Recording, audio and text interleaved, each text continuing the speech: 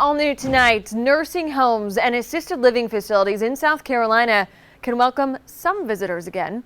Governor Henry McMaster and DHEC announced new guidelines today.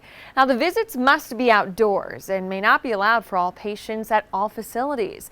DHEC says the visits must be socially distanced and can only last up to an hour max, depending on the health of the patient. And visitors must be 12 and older. Now, these visits are something a lot of families have been fighting for. A Spartanburg woman sharing her story about taking her grandmother out of a home once she contracted COVID-19. Fox Carolina's Matt Kaufax live tonight with more on this developing story.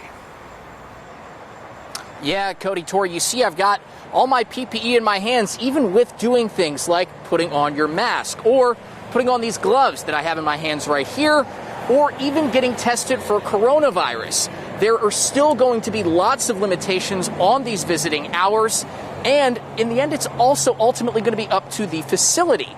That's why Vicki McKelvey tells me that even though she's happy that they acknowledge their plight today, it's still not enough. She and others are going to continue to be fighting for more.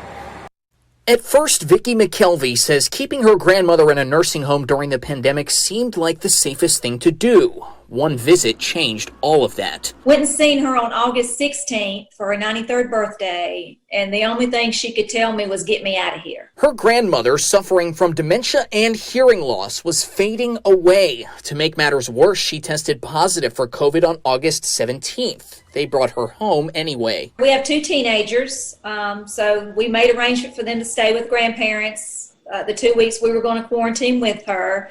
Took the time off from work. The reunion was emotional, and she says her grandmother is asymptomatic and getting better. They say it was worth it. She's eaten. It's like night and day. Because of her grandma, Vicki joined the South Carolina chapter of the national organization Caregivers for Compromise. We advocate for getting essential caregivers into where our loved ones are. Caregivers for Compromise says with proper testing and precautions, one appointed caregiver should be given access to homes and assisted facilities to help elderly patients who may feel alone or confused. DHEC's new guidelines released today say that only outdoor visits can happen, taking into account factors like staffing, PPE, and cases in nursing homes. Even with an hour visit with the guidelines, the protocols they put out, it's not enough. The state says there is still too high a risk of spread to allow for people to go inside or do anything more than interact from a safe social distance. Vicki disagrees. That one essential caregiver will be able to move mountains based on a stranger with a mask.